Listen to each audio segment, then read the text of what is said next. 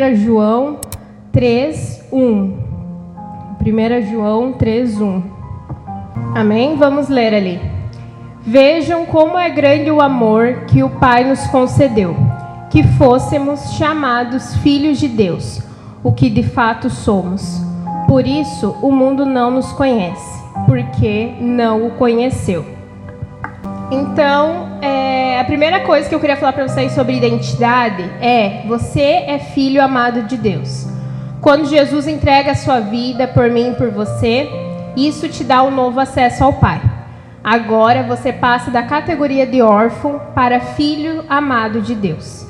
Então, quem são os filhos? Os filhos são todos aqueles que nasceram de novo, que foram justificados por Deus, que foram adotados por Deus por intermédio de Jesus. Então, você é tão amado por Deus que Ele não poupou esforços para te tirar da escravidão, do pecado. Ele foi lá, Ele pagou um alto preço por você naquela cruz. Ali no slide anterior estava dizendo que você passa da categoria de órfão para filho. E qual que é a diferença de órfão e de filho? O órfão, uma pessoa que ela é órfã, ela se sente rejeitada, ela se sente excluída pelas pessoas, mas um filho, ele sabe que ele é único, que ele é exclusivo, que ele é amado pelo seu pai. Um órfão, ele quer ser reconhecido pelos outros, mas um filho, ele sabe que o pai reconhece ele sabe que ele tem aquela intimidade com o pai, ele fica mais perto com o pai. Muitas das vezes nós somos órfãos, muitas das vezes nós somos servos também. É uma diferença de servo e de filho. Por exemplo, um servo, às vezes, ele tem vergonha de falar com o seu senhor. Lá no teu trabalho, às vezes, você tem um receio de chegar no teu patrão, de conversar com ele. Mas quando você é filho, você sente uma liberdade de chegar no seu pai, de você conversar com o seu pai. Um servo, lá no teu trabalho, ele não peca, ele tenta não cometer erros. Por quê? Porque ele quer ganhar uma recompensa. Mas um filho, ele tenta não pecar, mas é por amor ao seu pai, não por alguma coisa, sabe? Por algo em troca, por alguma recompensa. Então, que hoje você não venha ser órfão, que você não venha ser servo, mas que você venha ser filho de Deus. A segunda coisa sobre a sua identidade é sobre paternidade. Gálatas 4:4 diz: Mas quando chegou a plenitude do tempo, Deus enviou seu Filho, nascido de mulher, nascido debaixo da lei, a fim de redimir os que estavam sob a lei, para que recebêssemos a adoção de filhos. E porque vocês são filhos, Deus enviou o Espírito de seu Filho aos seus corações, o qual clama Abba, Pai. Então, Cristo morreu por nós para nos dar a salvação. Então, Jesus, ele deixa, de ser o Filho unigênito do Pai, e ele passa a ser filho primogênito dos muitos, que é eu, que é você. Então, e a Bíblia ela deixa muito claro que Deus, ele é um bom pai. Porém, às vezes, na nossa mentalidade terrena, a gente não consegue enxergar com clareza isso. Nós queremos fazer as coisas, querendo obter recompensas, querendo algo em troca, mas se nós já somos filhos de Deus, nós já temos toda a herança de Deus. Então não há recompensa, sabe? Tudo já é nosso por direito. Então, se fazemos algo para Deus, deve ser feito com amor e não esperando alguma recompensa. Lá em Gálatas 4:7 diz: Assim que já não és mais servo, mas filho, e se és filho, és também herdeiro de Deus por Cristo. Irmãos, rogo-vos que sejais como eu, porque também eu sou como vós, nenhum mal me fizestes. Ali fala sobre servos, sobre herdeiros, e na Bíblia tem um exemplo de um herdeiro que ele age como servo, que é o exemplo do filho pródigo. E está lá em Lucas 15:11 do 32. Eu coloquei um resuminho ali para vocês entenderem, que era assim: ele é filho, ele tem direito a tudo que o pai possui, mas reclama porque seu irmão mais novo recebeu uma festa quando regressou. O pai deixa claro que tudo o que ele tem, o seu filho também tem. Ele age como servo, procura recompensas, mesmo já sendo dono de tudo. Então eram 2 irmãos, e um dos irmãos saiu de casa, foi curtir a vida dele, foi seguir caminhos errados, até que chegou um momento que ele pensou, estou passando fome, e lá na casa dos meus pais, os servos dos meus pais têm de tudo, e eu estou aqui, passando fome. Então ele pegou e falou, eu vou voltar. Só que daí quando ele volta, o irmão dele, mais velho, ele olha e fala, meu Deus, meu irmão saiu de casa, voltou e ganhou uma festa, como assim? E eu que estou aqui, todo dia, trabalho aqui com meu pai, eu não ganho nada, não ganhei nenhuma festa. E ele ficou bravo com o pai dele, porque o pai dele fez uma festa para o irmão. Só que o que acontece? O pai deixa bem claro que tudo que ele tem, o seu filho também tem. Ou seja, os 2 filhos tinham já a herança. Só que um, ele queria recompensas. E ele não entendeu que ele já tinha tudo aquilo, a herança ele já tinha. Sabe? Então, às vezes, nós agimos como servos ou como órfãos. Então, a frase que eu queria deixar para vocês é, não viva agindo como um servo ou como um órfão. Dirija a sua vida com atitudes de um filho. Então, muitas das vezes a gente age sim como servos, como órfãos. A gente às vezes esquece que temos um Deus, que temos um Pai. Então, que a partir de hoje a gente comece a dirigir a nossa vida como filhos de Deus. Amém? E a terceira coisa sobre identidade é a herança do Pai, que é Jesus Cristo. Por conta da herança e da vitória de Cristo, nós não vivemos mais debaixo da lei. Hoje, nós vivemos pela graça e somos guiados somente pela lei do amor. O amor a Deus e amor ao nosso próximo. Então, a terceira coisa é isso. Deus deixou para nós essa herança. Jesus Cristo. Então, ele deixou Jesus Cristo, que é essa herança. E hoje nós vivemos pela graça. Somos guiados primeiramente pela lei do amor a Deus e amor ao nosso próximo. Então, uma coisa que a gente deve deixar bem claro é que nós devemos primeiramente amar a Deus, amar a nós e amar ao nosso próximo. É fácil amar o nosso próximo? Não é muito fácil. É fácil amar aquela pessoa que te confronta todos os dias. É fácil amar aquela pessoa que fala mal de você. Não é fácil, mas nós devemos amar a Deus e amar ao nosso próximo como a nós mesmos. E nós precisamos se amar primeiramente para nós poder amar o próximo. Amém? Na Bíblia, eu estou falando essa questão assim, que as pessoas foram confrontadas. Na Bíblia tem alguns exemplos de pessoas que foram confrontadas na sua identidade cristã. O primeiro exemplo é Davi, que ele foi confrontado pelo seu irmão. O próprio irmão dele vai lá e confronta ele na sua identidade. Uma coisa que eu marquei é que, às vezes, o diabo ele vai usar pessoas próximas a você, pessoas até de dentro da tua casa, para querer te destruir, querer destruir a sua identidade cristã. Então, que você venha tomar cuidado, que você não venha ceder a essas tentações. A segunda pessoa foi Paulo, que um discípulo, Ananias, ele julgou a identidade de Paulo por conta do seu passado. Então, muitas das vezes as pessoas também vão querer julgar a sua identidade por conta que você fez lá no passado. Só que você não é mais aquela pessoa, sabe? Deus te mudou. Se você aceitou Jesus como seu único e suficiente Salvador, você tem uma identidade cristã. Então, você não pode deixar que as pessoas te julguem pelo que você fez lá atrás. E a terceira pessoa que foi confrontada foi Jesus. Eu queria que vocês lessem comigo Lucas, se puder colocar, por favor, Lucas 4, do 1 ao 13. Vamos ler lá. Jesus, cheio do Espírito Santo, voltou do Jordão e foi guiado pelo mesmo Espírito, no deserto. Durante 40 dias, sendo tentado pelo diabo, nada comeu naqueles dias, ao fim dos quais teve fome. Disse-lhe então o diabo: se és filho de Deus, manda que esta pedra se transforme em pão. Mas Jesus lhe respondeu: Está escrito: não só de pão viverá o homem. E elevando, mostrou-lhe no momento todos os reinos do mundo. Disse-lhe o diabo: dar-te-ei toda essa autoridade e a glória desse reino, porque ela me foi entregue e a dou a quem eu quiser. Portanto, se prostrado me adorares, toda será tua.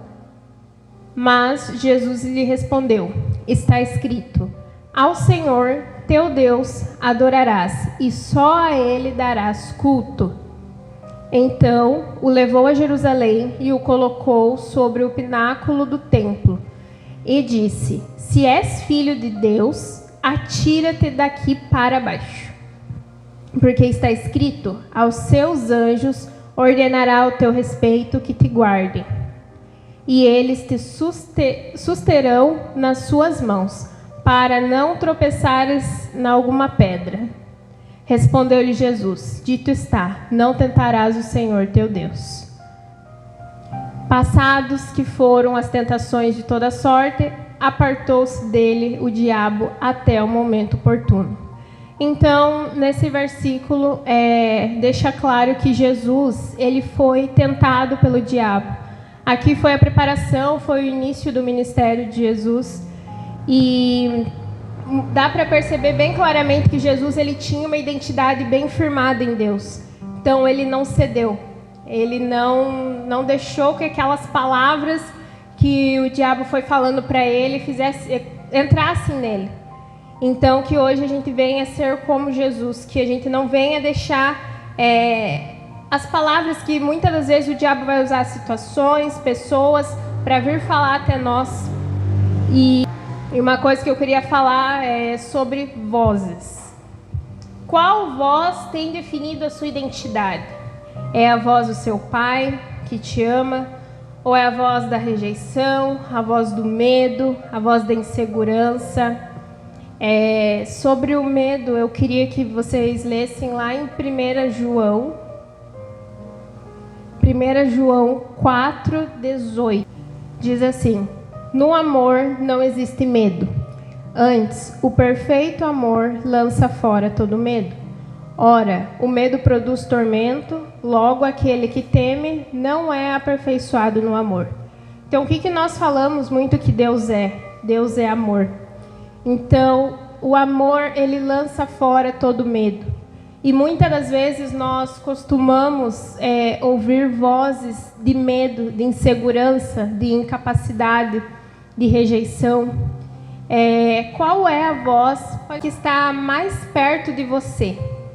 Por exemplo, se tiver alguém aqui do meu lado falando alguma coisa, tiver alguém lá atrás falando alguma coisa, eu vou ouvir quem está do meu lado e não quem está lá atrás. E quem que está do teu lado? Qual é a voz que você tem deixado ficar do teu lado?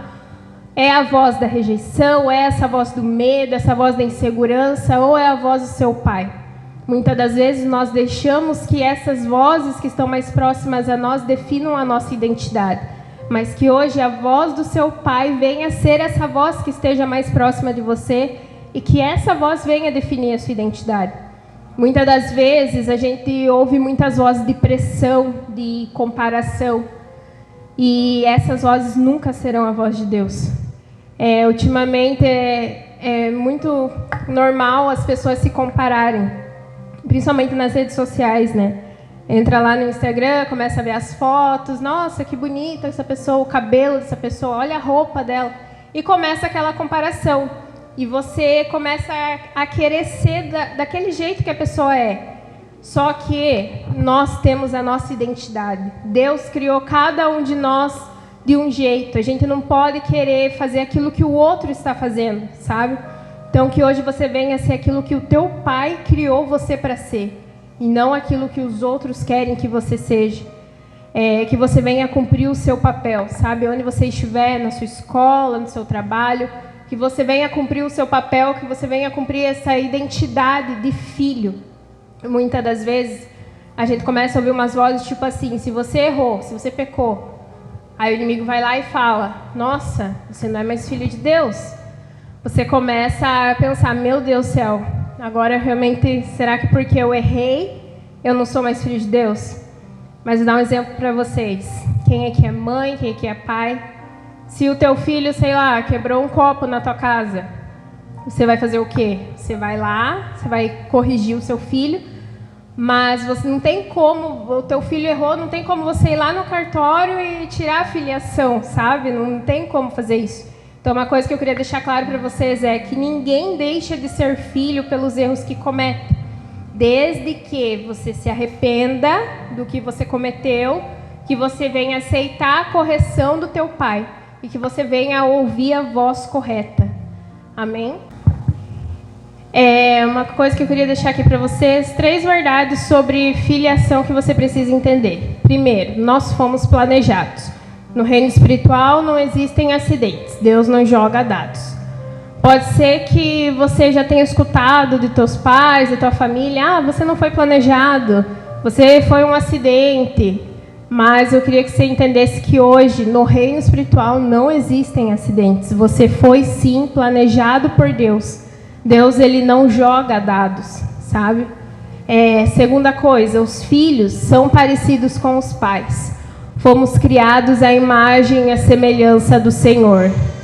Como que você tem sido? Qual a imagem que você tem passado? Aqui dentro é muito fácil passar uma imagem, mas como que você tem sido lá fora, lá na tua escola, no teu trabalho? Qual é a imagem que você tem passado? Será que as pessoas olham para você e veem que você é a imagem e semelhança de Deus?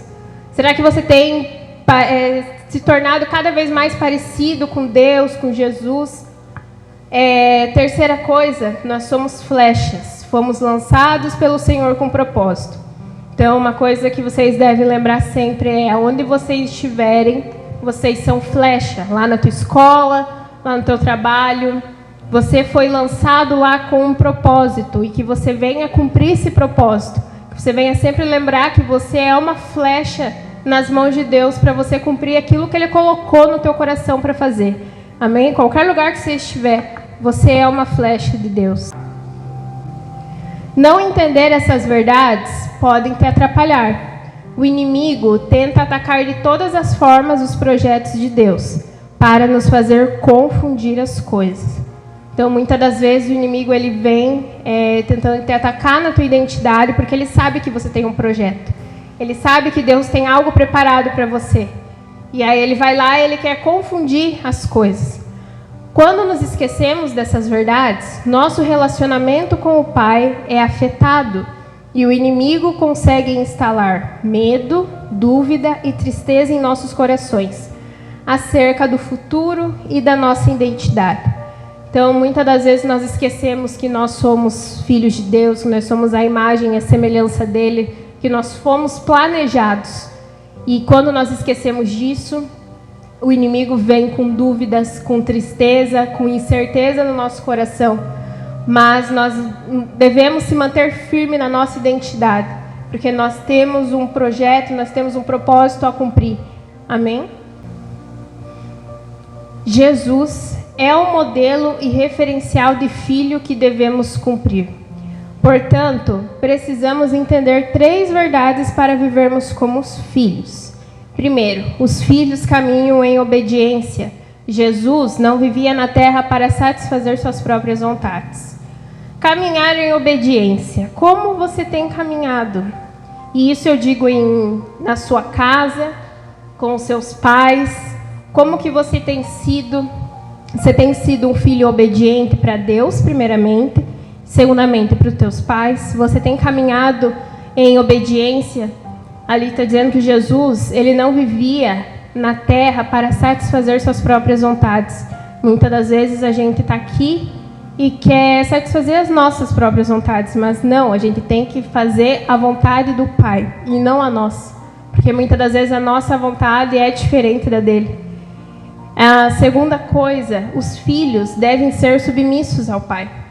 Como filhos, não estamos aqui para mandar e fazer as coisas como nós queremos. Essa parte é bem forte, porque muitas das vezes os pais são submissos aos filhos.